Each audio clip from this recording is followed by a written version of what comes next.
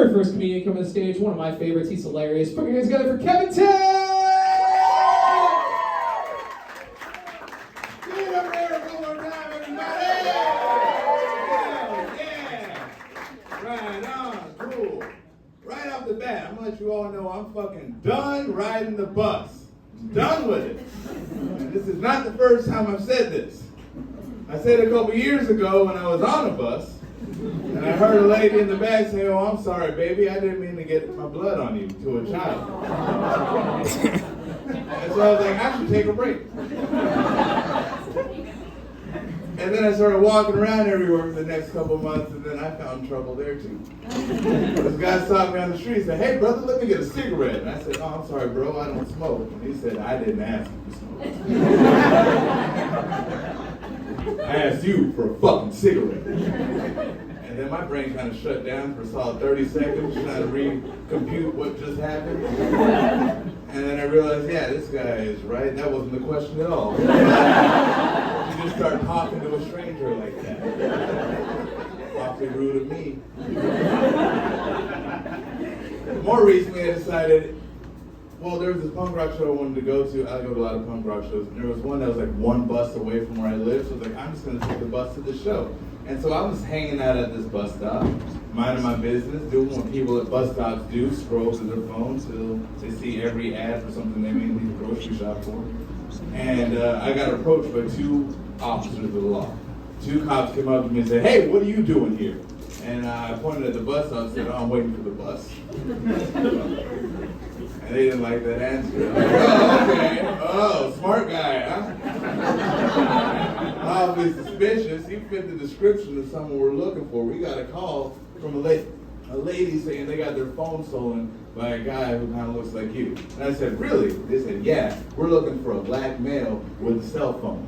And I was like, "Well, goddamn. You found one." That's on me. So I take Xanax now.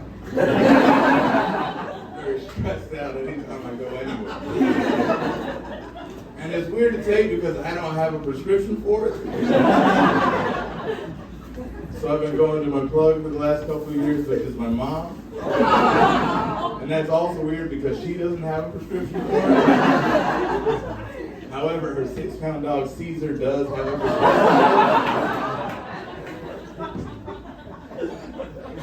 So I've been taking dog Xanax the last 2 years. And if you didn't know, it's the same thing as people's Xanax. It works. Yeah. It's crazy. And I caught myself at a Petco not too long ago staring at the dog cookies like, no fucking way. And then I tried one. And it was a fucking people cookie. And I freaked the fuck out. I got real conspiratorial, like how deep does this whole thing go? And I started thinking about every dog I saw digging in the ground. I was like, those motherfuckers were looking for answers this whole time. They get it. Speaking of conspiracies, I have an uncle who has still not gotten the shot for COVID. And ironically, he's the guy who inspired me to get the shot for COVID. Because when I first talked to him about it a couple years ago, he was like, "Yeah, I ain't getting that shit. I don't want 5G in my blood." And that's all I needed to hear to go down and get vaccinated. Because I wanted all the internet in my body. Every bit. I even called up Verizon the next day, like, "Yeah, you can cancel it all. I don't need you anymore. I'm a walking hotspot at this point."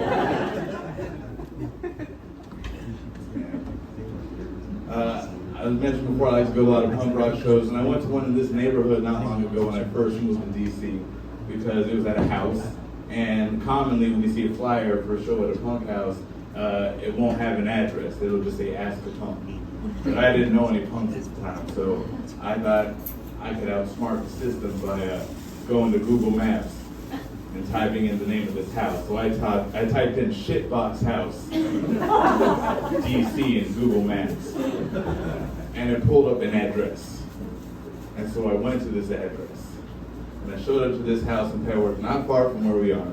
And I was like, okay, it's awfully quiet here in this house, but maybe they're in between bands right now. And that's why I don't hear any loud noises coming out. So I twist the doorknob to the front door and it was unlocked, so I walked in.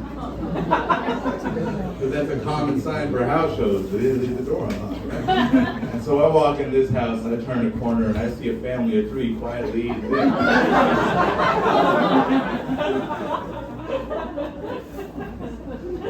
And I was like, is there a show here tonight? And the father was like, okay. He did not speak any English at all, and I don't understand Spanish, so I kind of slowly walked out and closed the door behind me and left. But every year I'll check on that house like a home invasion Santa, and I'll just twist the doorknob to make sure it's locked. Just trying to help. But I can never stop wondering, like, who is the asshole that Google listed this house as a shitbox house? Such a nice thing. Anyways, my name is Kevin. Thank you for your time.